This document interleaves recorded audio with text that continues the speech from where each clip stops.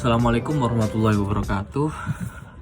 Menanggapi tentang video yang dikirim yang telah kita tonton bersama, kita dapat menarik kesimpulan benang merah bahwasanya media berbasiskan kertas, dalam hal ini koran, tabloid dan lain-lain, mulai tergerus karena kita tahu sendiri disrupsi era media sosial dan digital cukup mempengaruhi dunia bisnis tabloid dan koran, sehingga tidak bisa dipungkiri bahwasanya menurunnya konsumen karena mudahnya kita dalam mengakses sebuah informasi tanpa harus mengeluarkan budget yang lebih.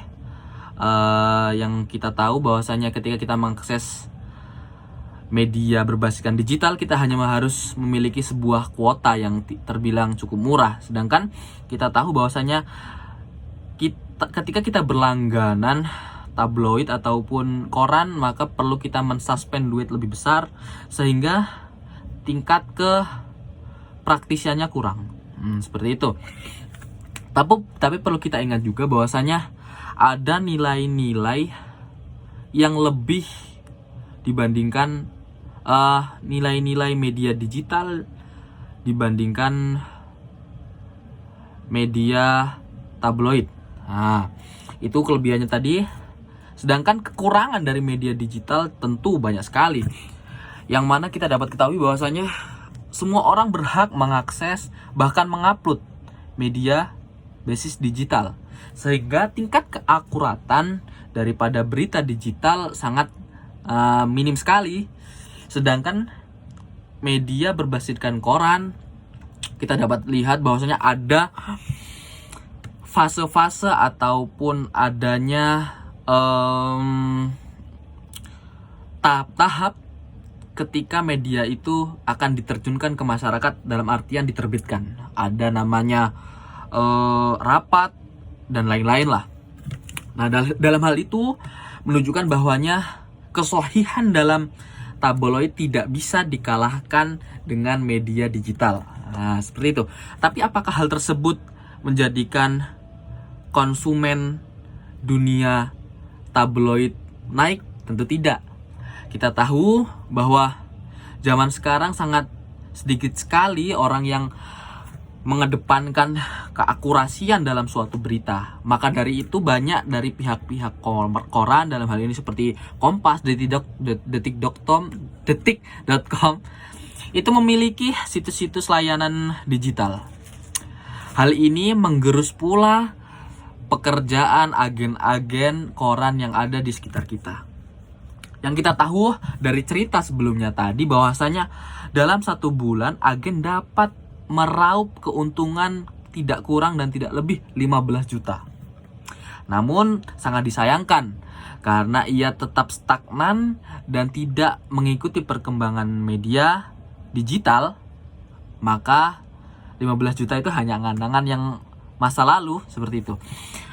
Nah, seterusnya, dan perlu kita ketahui bahwasanya grafik kurva dari para pembaca media koran berbasiskan kertas cukup menurun, yang mana pada tahun sekarang 2022 ataupun 2020 dilakukan survei bahwasanya penikmat daripada koran ataupun tabloid yaitu 4,5 juta pembaca. Hal tersebut turun drastis daripada tahun 2000-an, yang mana dilakukan juga survei dan menghasilkan angka yang fantastis yaitu sekitar 15 juta. Hal tersebut bukan angka yang mencengangkan melihat bahwasanya perkembangan media yang begitu luar biasa, sedangkan tidak dengan media berbasiskan koran. Hal tersebut tentu meninggalkan langkah-langkah yang tertinggal dibandingkan media yang berbasiskan digital. Seperti itu. Lalu, konklusi apa yang kita dapat setelah kita mempelajari dari video sebelumnya? Yang pertama, tentu media koran ataupun tabloid jelas jauh tertinggal dibandingkan dengan yang berbasiskan digital. Tapi perlu kita tahu bahwasanya ada beberapa golongan orang yang jelas fanatik ataupun setia dengan media berbasiskan digital. Namun tidak menutup kemungkinan bahwasanya di masa yang akan datang akan terjadi ketertinggalan sehingga media koran akan tertutup. Tidak jarang bahwasanya banyak sekali koran-koran yang di zaman dahulu hidup dan sekarang tertutup. Kita tidak perlu sebutkan namanya karena saking banyaknya. Mungkin hal tersebut membawa perkembangan mendatang bahwasanya perlu adanya langkah-langkah strategis dalam mencari konsumen di tengah era media digital. Seperti itu. Assalamualaikum warahmatullahi wabarakatuh.